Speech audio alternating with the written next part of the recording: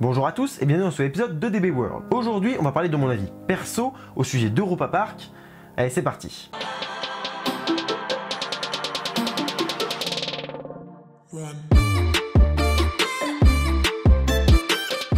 Avant de commencer, sachez que voilà, c'est une vidéo où je donne mon avis perso, donc c'est les goûts et les couleurs, hein, ça se commande pas, je vais donner des raisons à mon avis. Sachez que voilà, l'espace commentaire reste libre, vous pouvez dire ce que vous voulez, tout en respectant la parole des autres, en respectant ma parole, voilà, vous n'avez pas à m'insulter pour rien. Voilà, donnez-moi votre avis, si vous n'êtes pas d'accord avec moi, c'est très intéressant, et surtout, dites-le en commentaire, et expliquez pourquoi vous n'êtes pas d'accord avec moi, c'est là que ça peut faire avancer un débat, et c'est d'ailleurs ce que je cherche en faisant des vidéos, hein. La dernière vidéo que j'ai fait un peu touchy sur un sujet un peu relou, donc de Disney, il y a un bout de temps, bah, il y a eu des très bons débats dans les commentaires, et ça m'a même donné envie de revenir un peu à Disney, grâce à des Disney fans qui avaient un raisonnement très propre et très bien foutu, qui avaient des arguments tout à fait valables, et qui donc m'ont fait un peu changer d'avis dans un sens, et je pense que j'aurais fait aussi un peu changer d'avis dans l'autre, enfin, pas qu'ils aiment moins Disney, mais voilà, leur faire comprendre des choses, mon point de vue, et c'est là que c'est très important, donc respectez les autres dans les commentaires, faites entendre votre parole et votre avis à vous. Déjà au niveau des attractions, il y en a une multitude et de tout type différents, et ça c'est très positif. Le parc ne peut pas se faire en une seule journée, hein. Je suis même allé à chaque fois qu'une journée, et j'ai pas pu tout faire. Donc sachez qu'un parc qui a besoin d'avoir 2 jours pour le faire dans son entièreté, c'est un parc où on risque très peu de s'ennuyer, quand on aura toujours des choses à faire, avec surtout des attractions toutes différentes, donc on a de la sensation, de la petite sensation, de la moyenne, on a des espèces de dark ride, on a donc des attractions un peu cheloues comme Arthur, mais que j'adore, où là voilà, on est sur un espèce d'inverted mais motorisé, enfin c'est vraiment top. Et tout ça c'est vraiment intéressant, il y a même de la VR, bon ça j'aime pas, mais il y a même de la VR, et j'avoue que pour une famille, c'est top. C'est vraiment un parc très intéressant pour la famille. Bon, pour ce qui est maintenant des montagnes russes et des grosses sensations, alors déjà, il y a donc l'attraction en bois, le Wodan, le Wooden Coaster. Lui, ok, je trouve qu'il fait des bonnes sensations, et il en reste très intéressant, c'est d'ailleurs mon coaster préféré, et je pense que c'est la seule qui mérite vraiment le terme de attraction à sensation forte. À côté de ça, nous avons Blue Fire, que j'ai fait à différentes reprises. La première fois que je me suis rendu à Europa Park, il faut savoir que j'avais fait que Disney et Astérix. Donc je m'attendais à être en mode niveau sensation, je vais prendre tarif. Et je m'étais même dit, parce que j'avais encore un peu peur des attractions à cette époque-là, je m'étais même dit, il faut à tout prix que j'arrive à faire Tonnerre de Zeus à l'arrière sans jamais, enfin voilà, sans avoir aucune peur pour aller à Europa Park, parce qu'il fallait que je me prépare entre guillemets. Voilà, c'est histoire d'être sûr de pas reculer devant l'attraction. On arrive dans le parc, on se pointe, on arrive devant Blue Fire, et moi je me dis, waouh, grosse propulsion et tout, j'avais le souvenir de Rock dans la tête. Je me suis dit, waouh, Rock, j'aime bien la propulsion et tout, là ça va être ouf. Je monte dedans, je la fais zéro sensation. Mais zéro, hein, c'était vraiment zéro. Elle est sympa, hein, elle est bien à faire et tout, mais pour moi, niveau sensation, c'est comme du familial à faire. Je suis désolé, mais c'est un peu ça. Enfin, c'est vraiment ça. Et c'est dommage de mettre autant d'argent dans un truc et de mettre en lumière une attraction comme ça, qui au final fait pas de sensation. Il aurait fallu assumer ce côté-là, ou alors c'est un raté, ou j'en sais rien.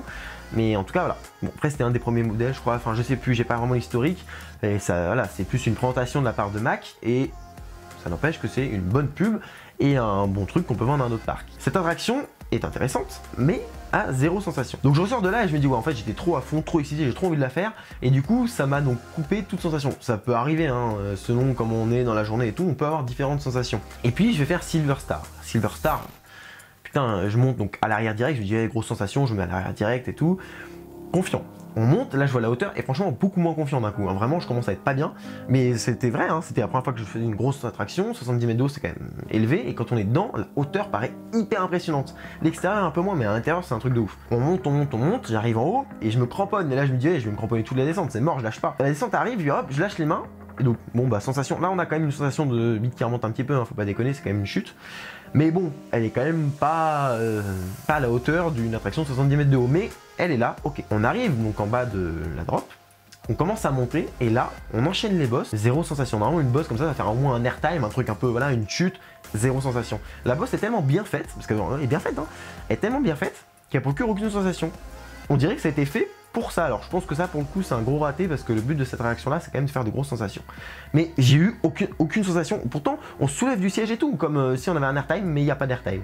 Et ça, alors je vais pas vous mentir, c'est hyper frustrant, je l'ai redit dans ma dernière vidéo, c'est sur Europa Park, le blog Europa Park, c'est hyper frustrant, et j'aimerais avoir une grosse sensation, je n'en ai pas. Donc c'est pour ça que je suis aussi sûr de mon coup au niveau de cette vidéo, au niveau de cet avis, parce que moi j'ai aucune sensation. Et si vous en avez dedans, alors dites-moi si vous avez testé d'autres attractions dans d'autres parcs, des trucs un peu puissants, histoire qu'on ait un comparatif.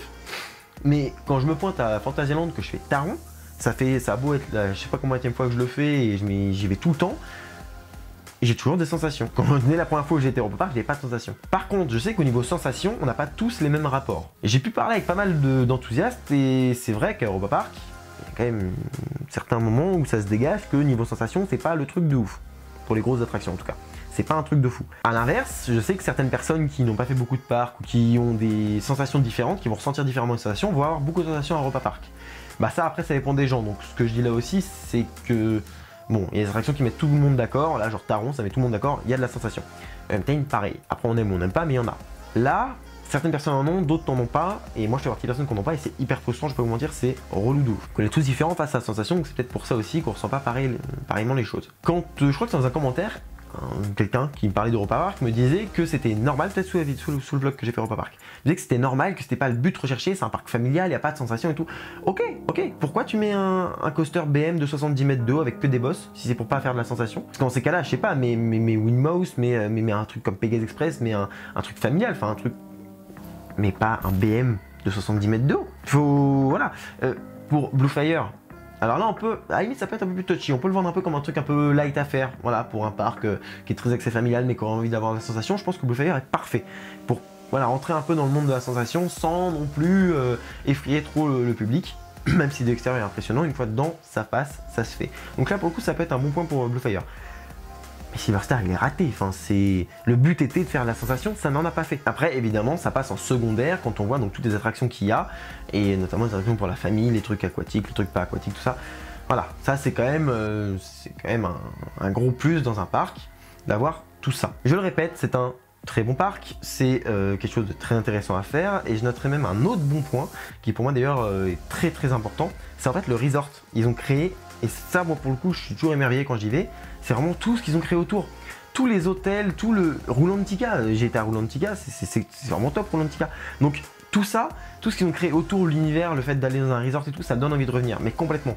Quand le soir on se promène, qu'on va dans les hôtels, visiter, de ça machin, boire un coup, au restaurant, machin, on reste toujours dans le domaine en fait.